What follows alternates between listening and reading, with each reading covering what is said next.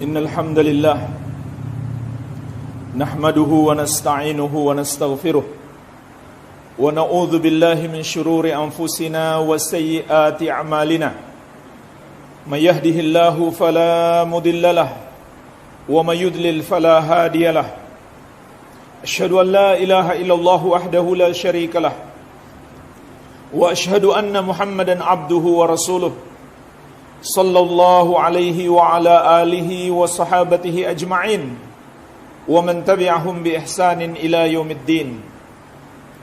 Ya ayyuhalladzina amanu taqullaha haqqa tuqatih wa la tamutunna illa wa antum muslimun.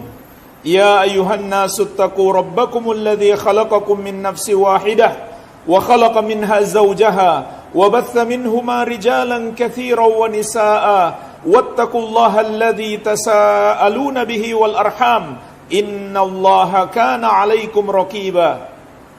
Ya ayyuhalladzina amanu taqullaha wa qulu qawlan sadida yuslih lakum a'malakum wa yaghfir lakum dhunubakum wa may yuti'illaha wa rasulahu faqad faza fawzan 'azima. Amma ba'd.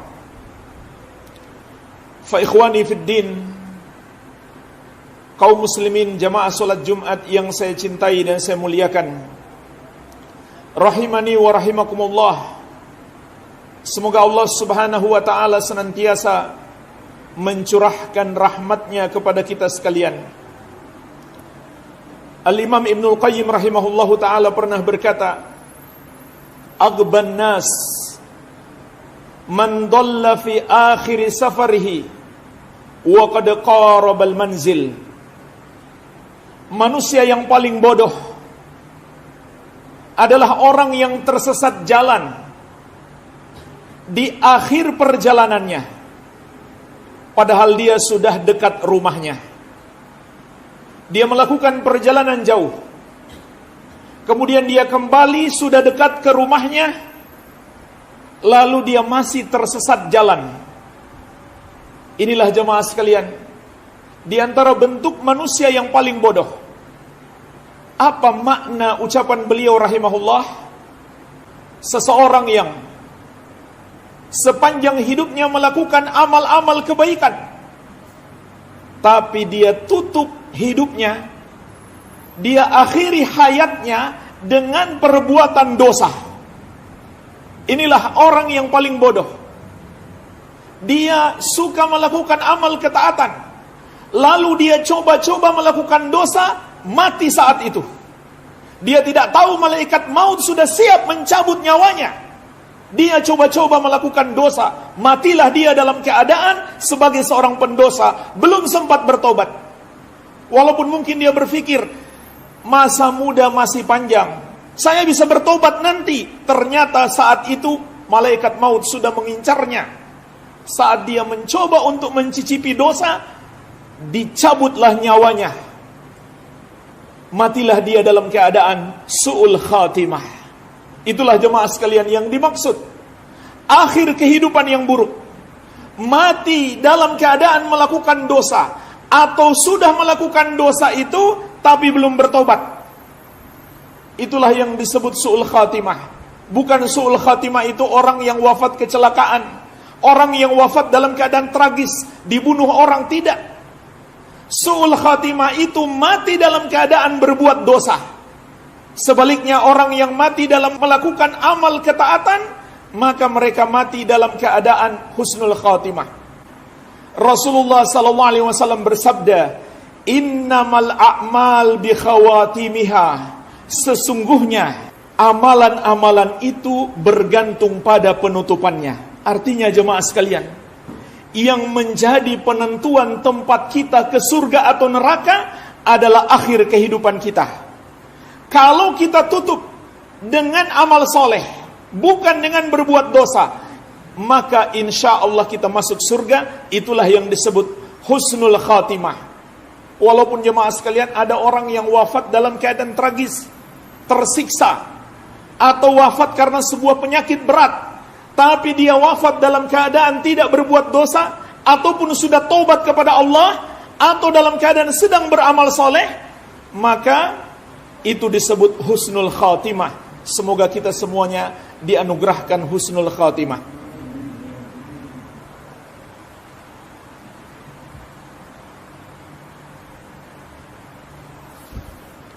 Alhamdulillahi wassalatu wassalamu ala Rasulillah wa ala alihi wa sahbihi wa man walah.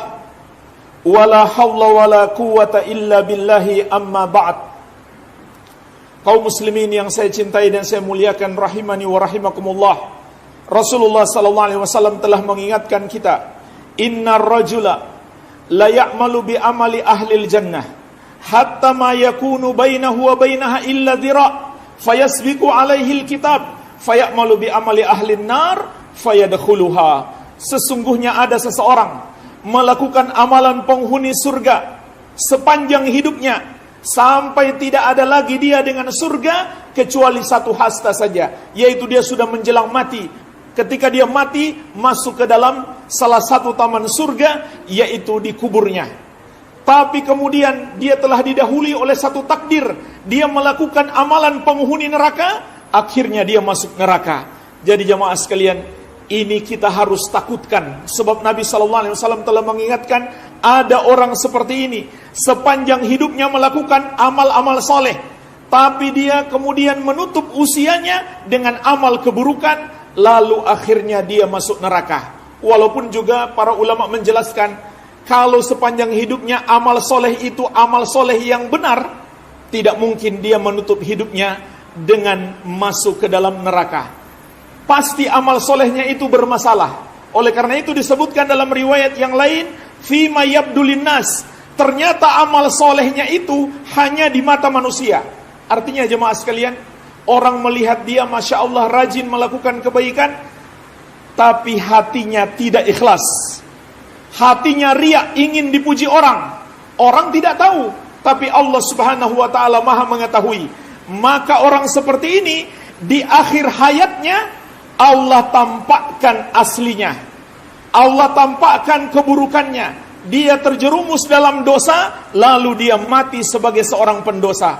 Oleh karena itu jemaah sekalian, dalam hidup ini kita harus berhati-hati. Jangan coba-coba untuk mencicipi perbuatan maksiat, karena bisa jadi itu akhir kehidupan kita. Kemudian hendaklah kita selalu berdoa kepada Allah Subhanahu wa ta'ala, agar kita tetap istiqamah sampai kita berpisah dengan kehidupan dunia ini.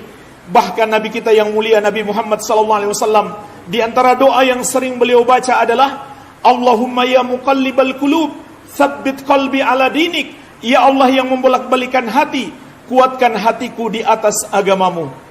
Dan terakhir jemaah sekalian, sebagai penutup, Rasulullah SAW bersabda, faman ahabba an yuzahzaha 'anil nar wa yudkhalal jannah falta'tihi maniyatuhu wa huwa yu'min billahi wal yawmil akhir wal ya'ti ilan nasi alladhi yuhibbu an yu'ta ilaih. Barang siapa yang ingin dibebaskan dari api neraka dan dimasukkan ke dalam surga, maka hendaklah ketika kematiannya datang, dia minimalnya memiliki 3 hal. Yang pertama, dia beriman kepada Allah, yaitu dia mengimani hanya Allah Rabb, hanya Allah yang berhak disembah, hanya Allah yang berhak dituhankan, hanya agama Allah yang berhak dia ikuti. Ini yang pertama. Yang kedua, dia beriman kepada hari akhir. Dia yakin akan ada hari kebangkitan, manusia akan mendapatkan hisab, pengadilan dan pembalasan. Kemudian yang ketiga, dia berakhlak baik kepada manusia. Dia perlakukan orang lain seperti dia ingin orang lain memperlakukan dia seperti itu. Inilah jemaah sekalian, 3 amalan yang Nabi SAW berpesan, hendaklah ketika datang kematian kita punya 3 amalan ini. Allahumma salli ala Muhammad wa ala ali Muhammad kama sallaita ala Ibrahim wa ala ali Ibrahim innaka Hamidum Majid. Allahumma ighfir lil muslimina wal muslimat wal mu'minina wal mu'minat al ahya'i minhum wal amwat innaka sami'un qaribun mujibud da'awat. Rabbana atina fid dunya hasanah wa fil akhirati hasanah wa qina adzabannar. Wa sallallahu ala nabiyyina Muhammadin wa alihi wa sallam. Walhamdulillahi rabbil alamin.